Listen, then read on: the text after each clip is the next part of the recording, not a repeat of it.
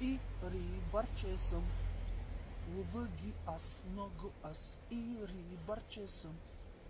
Цъкъм, цъкъм, цъкъм си.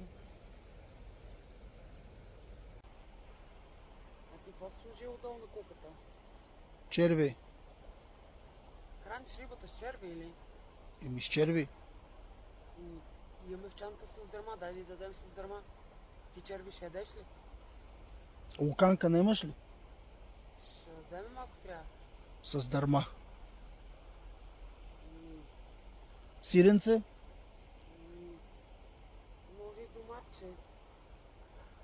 Коя риба ще скълве на черви? Коя нормална риба ще яде черви? Аз не мога да си го обясня това. Кое е това живо същество, което ще яде черви?